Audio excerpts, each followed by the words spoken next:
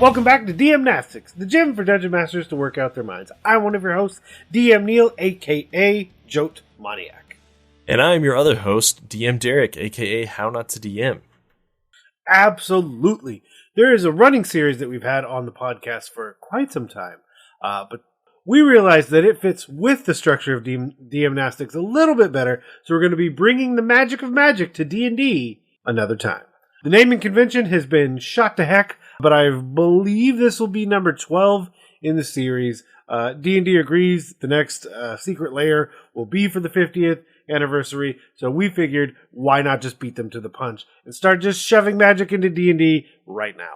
It's already been happening, right? We've got Ravnica, we've got Strixhaven, so who knows what's next.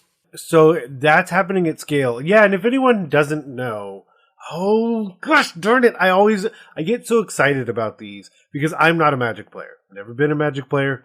Let's be honest with each other. Never going to be a Magic player. That's just, it's not in the cards for me. Please move on. But I hated it. You didn't enjoy it, listener. I didn't like saying it, but I wanted it to go away so I don't have to think about it anymore. So now it's been said. I play a ton of Marvel Snap. So it's not that I don't play card games. It's that I can only really focus on one at a time. Used to play a ton of Hearthstone. And now, yeah, I'm locked in on Marvel Snap. All of that to say, I used to allude to a randomizer online called MTG Random. And it was really good, but it did focus really heavily on much older cards, as well as the images were kind of hard to read.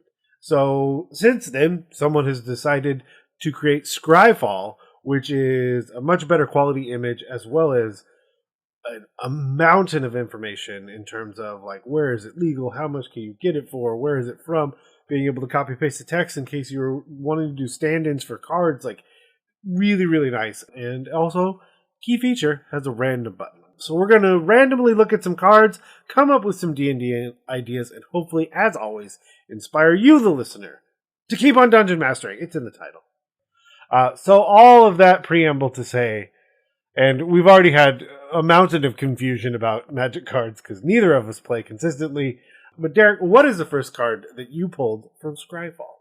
Neil's alluding to the confusion because the text on this card is nothing that I have ever heard anyone say while I played Magic.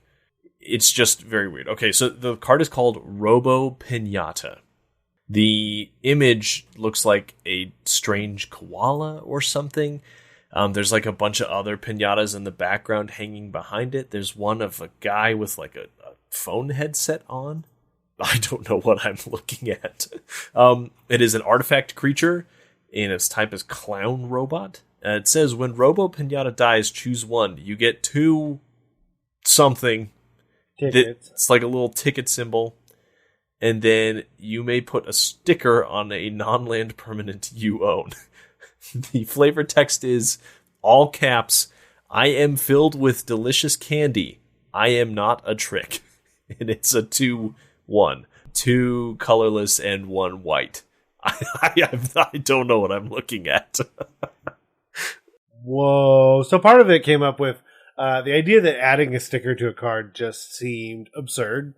Now that said, I have definitely played Risk Legacy before and really enjoyed it. I've played Pandemic Legacy before and really enjoyed it. Less so because we started playing when the pandemic was happening. So it got a little too real at times. But the other thing is, I just couldn't wrap my brain around it. But looking into it more, it does seem like, yeah, you would just legitimately put stickers on some of your cards to permanently adapt them in specific ways. Which I think is a really interesting idea to add to a set. Because you need a gimmick or a feature for each set. So is it that you have 2 cards that you can combine together? I remember that as one of the features. So this would be, through play, you would develop the card. But I believe then the card would then be like that the next time you played. So this isn't a sticker on like the case that you have the card in. This is a sticker on the card. Not that I could tell. It looked like it was a sticker onto the card. Now that said, what will we do with Robo Pinata? This is a great question. I'll tell you what this reminds me of. This reminds me of Sneak Attack.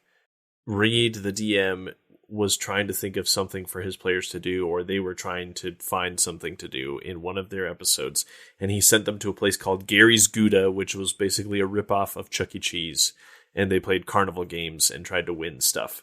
It being a piñata and you getting tickets for it reminds me of this. I feel like it would be some sort of cursed item you would try to give your players for them winning some kind of carnival game. You let them play at a festival or something in a town they're visiting. So they don't know what it is.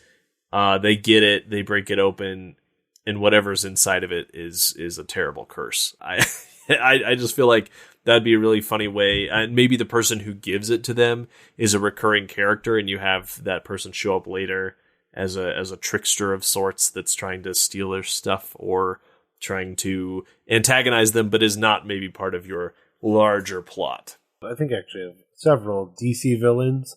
Like if I was trying to flavor one of my big bads as more of like Joker vibes. Sure. And there's obviously there's many versions that you can go with. But this made me think of the way the nose is and the smile made me think of the 1989 Batman and the balloon that the Joker has. Yes. So those same kind of vibes. The other I thought was Toyman, which, could be a lesser villain in a campaign where you're in their workshop and something like this is there. And you certainly are immediately afforded the option of being kind of over the top with this, or it's just really creepy. Like that's the other alternative. Because while in all caps, there's a version where you're saying, I am filled with delicious candy, I am not a trick, like that is much more terrifying, or at least creepy. For your players, but yeah, I mean, I guess the card itself, though, it says when it dies, you get to either get 2 tickets or put a sticker on a non-land. So, like, I'm assuming those are both good things for you in this strategy. So I guess it isn't technically a trick, but it certainly looks like a trick. Yeah, because it could also be like, depending on like the build of the deck, are you intentionally having this die? Are you having it do something, or you're sacrificing it to take damage? And that could also be part of it, that you from both perspectives, you could have it where your big bad is sacrificing this to learn more about you, or you hit it blows up.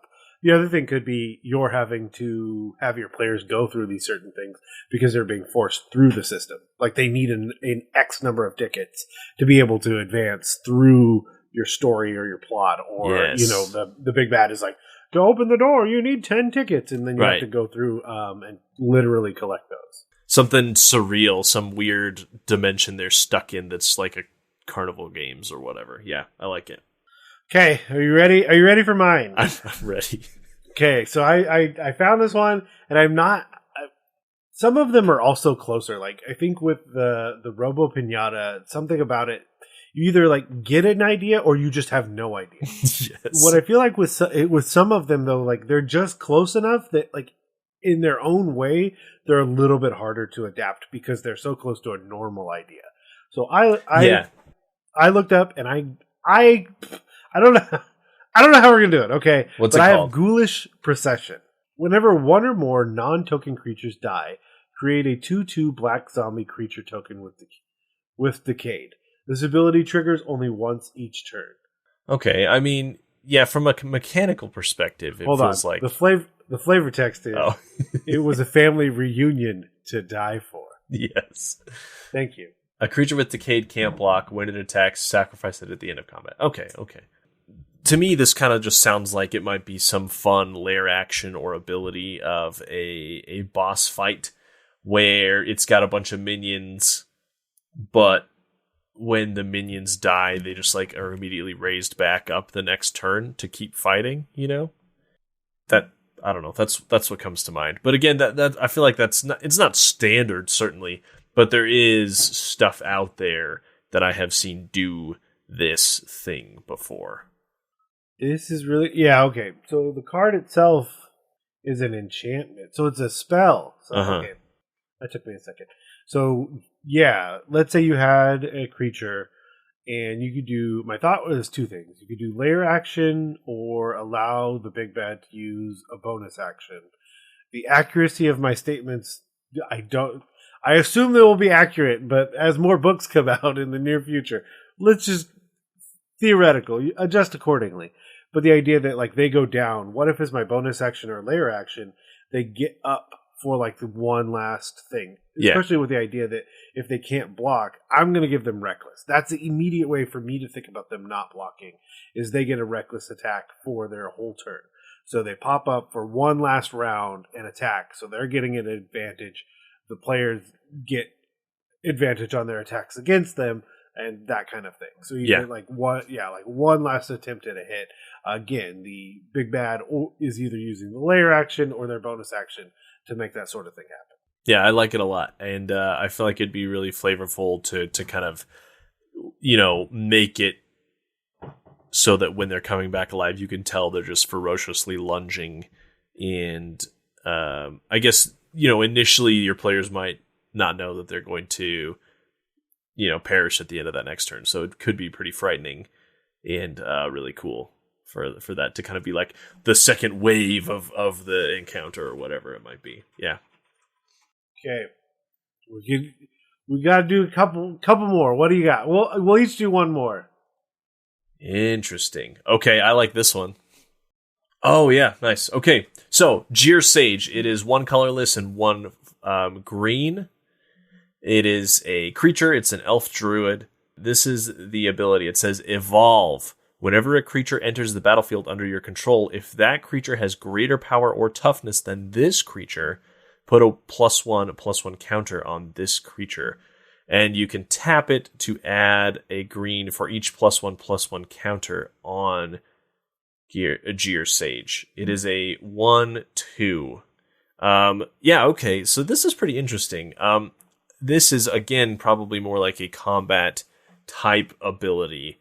But perhaps you could homebrew a magic item or something where your player's character has it, and for the enemies that it is fighting that are stronger than it, and you could determine what it is. Like, is it a higher strength stat, or is it more hit points, or, you could kind of figure out what it is. And then if you are facing something with higher stats than you on whatever you've determined those stats to be, then you get like an extra, damage dice or something like that. That could be kind of cool. You could also make it so that this is an enemy and, they're fighting one humanoid, but that one humanoid all of a sudden just gets super powerful and super strong because it is fighting for other people that it is not as strong as normally, but with this ability, it becomes a lot stronger.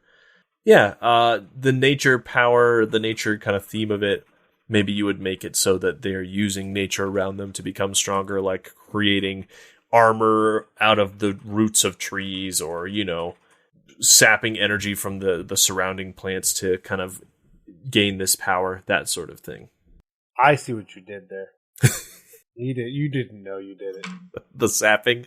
I didn't really think of it, but yeah, there it is. It's interesting because finding the line of where this becomes too powerful, I think, would be like my biggest caution. Yeah, that's probably wouldn't give it to a player. I would probably say it's an opponent that they're facing. Yeah. But at the same time, like figuring out where that adaptation works for a player, like if they were interested in having a spell similar to something like this, I would definitely, as with everything that I homebrew, and it's always my piece of advice, is always put a disclaimer to whatever player you're working with that both of you need to be open to turning it up or down depending on where it lands. Because it could easily be that I come to the conclusion that it's add a certain number and it's not enough and it just feels wasteful. Or immediately it's like, well, we both understand after this battle that this can't happen this way anymore because you just wiped the floor with everything I had. Yeah. Maybe it's like a one-turn sort of usage and a high spell slot, or maybe it's concentration so that it's harder to keep up, something like that. Those are kind of the levers you could try to use if you're putting something together like this. I like this one. Are you ready? I'm ready. Terranica, Acroan Veteran. So it's a legendary creature. Human soldier. Human soldier. Vigilance. Okay, how's that spelled? Terranica. Taranika. Okay. From the Theros Beyond Death. Basically, when they attack, untap another target creature you control. Until the end of turn, that creature has base power and toughness of 4/4 and gains indestructible. So I see this as figuring out what is that next layer for a fighter, like a battle master. And so, like, is this like an advanced version of some of the things that they get? Because I think of Commander, where you're like, typically as a fighter, when you get that extra, you forego one of your attacks, but you have the rogue to do another attack so that they get that additional sneak attack. Which I get, because it's not their turn, it's not based on round, which I think that's changing, but I don't know that I would ever change it, because you're still having to use a lot of resources to get that rogue that additional sneak attack. But my thought is, what if you're doing it and you're giving them, what if you're able to give someone their full turn and they're indestructible? Again, it's thinking about like that next layer, and is it only once per day, or is it, restrictive? Is it based on a specialized magic item, like you have the Helm of Terranica and you're being able to do this kind of thing? I think it's cool. I mean, it's certainly going to be super overpowered in the sense that, am I able to give them more than just an action on their turn and making them indestructible and potentially more powerful? So it's a legendary creature, and so I would definitely lean towards it either being a much higher level ability or a really powerful magic item. Yeah, it would be cool to have the ability to give someone who's already gone in the initiative order another turn. Like you said, like especially if they are dealing more damage or their particular spells are really useful against this enemy, like you said, using some kind of maneuver or ability to grant them another action is pretty cool. It's pretty powerful card there. Yeah, 3/3 that automatically untaps something into an indestructible 4/4. I could see that coming down and someone immediately being like, that needs to go away, and I can attack it with everything I have. Yeah. Yeah, that makes sense that it's so powerful. Like, because when it dies, you would have to pay the commander tax each time to bring it back and stuff. Okay, cool. Sweet card. Perfect. Well, we've done it. We've done it once again. And of course, if you enjoyed what you heard, you can always head over to your podcatcher of choice, leave us a rating or a review, defeat the one and only first name Owl, last name Garithim, and of course, if you wanted to email us and let us know how you've been incorporating magic items into your game, you can always do so at dungeonmasterblock@gmail.com. And of course, if you head over to your social media of choice and type in DMS_block or Dungeon Masters Block, we should be right there.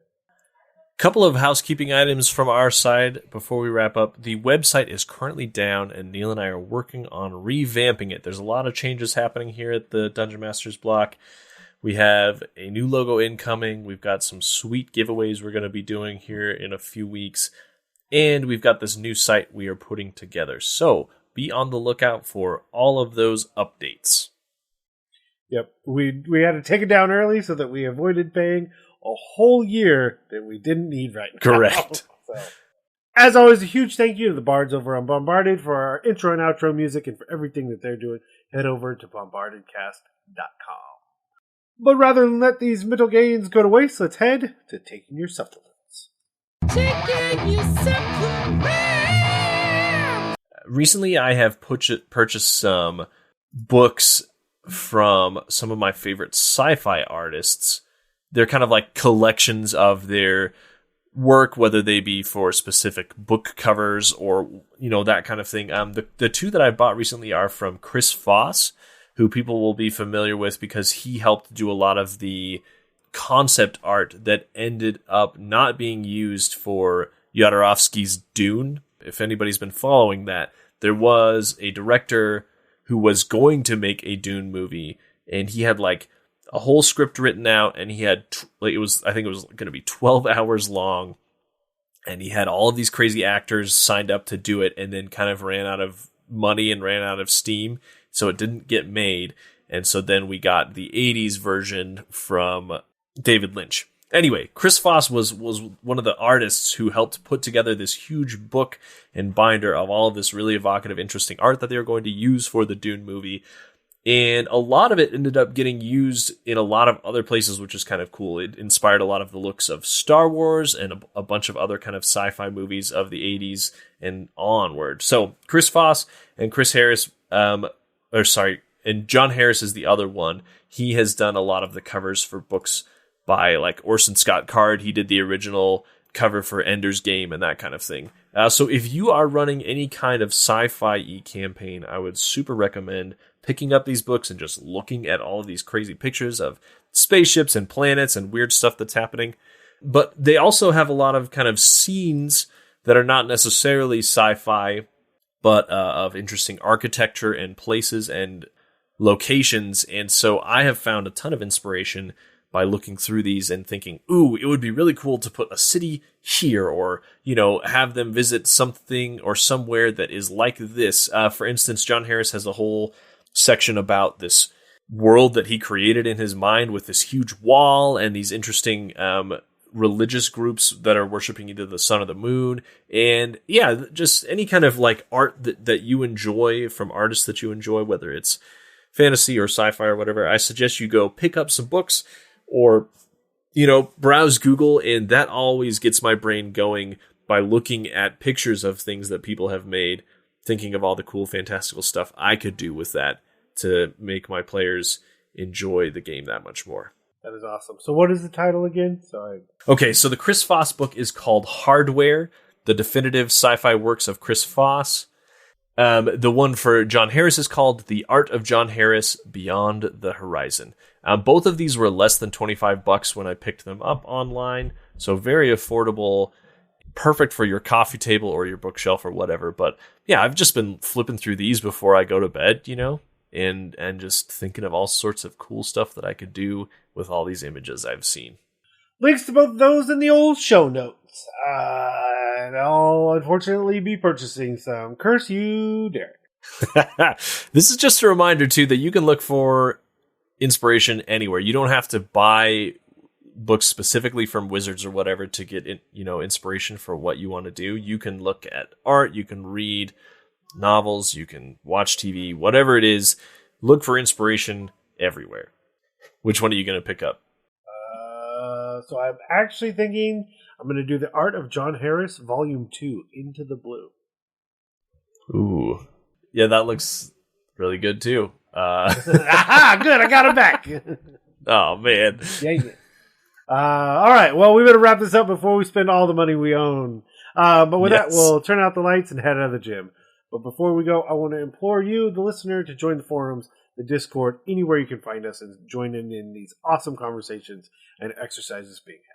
Yeah, to do that, head to bit.ly/DMBanter and join in the forums and the daily DM-Nastics so your players don't ask, do you even lift?